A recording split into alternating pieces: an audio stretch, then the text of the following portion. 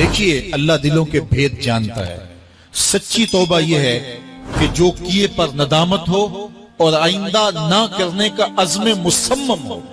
پکا ارادہ ہو کہ یہ گناہ زندگی میں دوبارہ نہیں کروں گا. الگ بات ہے کہ پھر دوبارہ اس سے سرزد ہو جائے، لیکن جب وہ توبہ کر رہا ہو تو اس وقت اس کا پختہ عزم ہو اور اس کے دل کے کسی گوشے میں نہ ہو کہ چلو میں توبہ کر لیتا ہوں اور پھر ہو گیا تو پھر کر لوں گا. پکا عزم ہو کہ دوبارہ یہ گناہ نہیں کروں گا.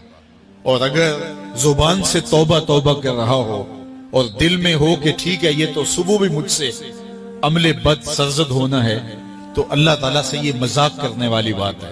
اور اللہ تعالیٰ سے جو مذاق کرتا ہے وہ کہاں کھڑا ہے وہ خود سوچ لے.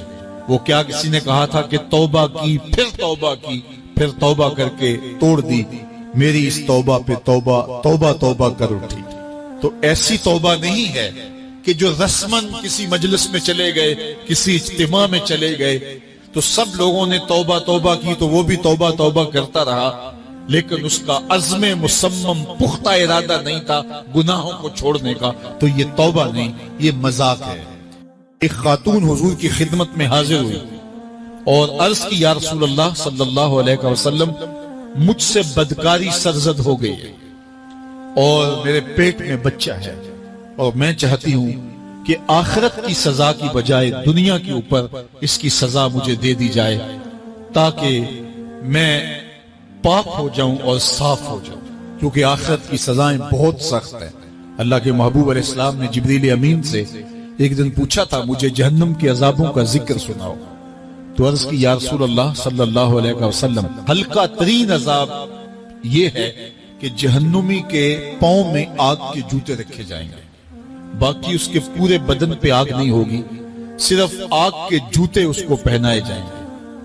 لیکن اس کی حدت، گرمی اور شدت اتنی ہوگی یغلی منہما دماغہ، اس کی شدت سے اس کا دماغ پگھل کر ناک اور کانوں کے ذریعے سے باہر آنا شروع ہو جائے گا. یہ سب سے ہلکے عذاب کی کیفیت ہے. اور جو عذاب سخت ہیں اللہ تعالیٰ قرآن مجید میں فرماتا ہے ثم لا يموت فيها ولا يحيا. اس بڑے عذاب کا ذکر کیا جو جہنمیوں کو دیا جائے گا. فرمایا اس عذاب کی کیفیت یہ ہوگی بندہ نہ جیے گا نہ مرے گا. جیے گا اس لیے نہیں کہ آگے اور پیچھے دائیں اور بائیں آگ ہی آگ ہوگی، تو اس آگ میں جینا کو جینا تو نہیں ہوگا. اور مرے گا اس لیے نہیں کہ موت کو موت آ چکی ہو. تو وہ کتنا سخت عذاب ہوگا. اللہ یاز باللہ کے ہلکے ترین عذاب کی کیفیت یہ ہے کہ پاؤں میں آگ کا جوتا اور دماغ پگھل کے ناک اور کانوں کے راستے سے باہر آ جائے. تو اس نے عرض کی یا رسول اللہ صلی اللہ علیہ وسلم میرے اوپر حد جاری کر دیجئے. اور اس نے کہا کہ میرے پیٹ میں جو ہے وہ بچہ ہے. اللہ کے محبوب علیہ السلام نے فرمایا جاؤ جب بچہ پیدا ہو تو پھر آنا. وہ چلی گئی.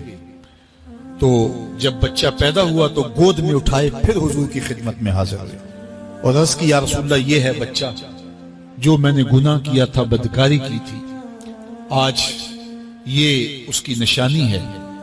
تو اللہ کے محبوب علیہ السلام نے فرمایا کہ اسے لے جاؤ اور اسے دودھ پلاؤ اور جب یہ کچھ کھانے پینے لگ جائے گا تو پھر آنا. کچھ دنوں کے بعد وہ دوبارہ حاضر ہوئی اور اس نے اس بچے کے ہاتھ میں روٹی کا ٹکڑا دیا ہوا تھا اور عرض کی یا رسول اللہ دیکھ لیجئے اب یہ روٹی کھانے لگ گیا ہے.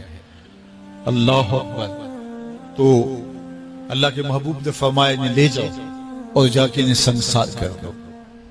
اس کی یہ حد بنتی تھی، اس کو سنگسار کیا اور اس نے خود یہ سزا اپنے لیے قبول کی. تو یہ بات ذہن نشین کیجئے کہ یہ وہ لوگ تھے کہ جن سے کبھی کوئی گناہ سرزد ہو جاتا تو وہ جلد توبہ کرتے اور اس کی بڑی سے بڑی حد اور سزا بھی ہوتی تو وہ بھی کاٹنے کے لیے تیار ہو جاتے. میں اور آپ دیکھیں کہ ہماری زندگی میں اگر گناہ ہیں اور ہمیں سچی توبہ کی توفیق بھی نصیب نہیں ہے تو پھر ہم سوچ لیں کہ ہم کہاں کھڑے ہیں.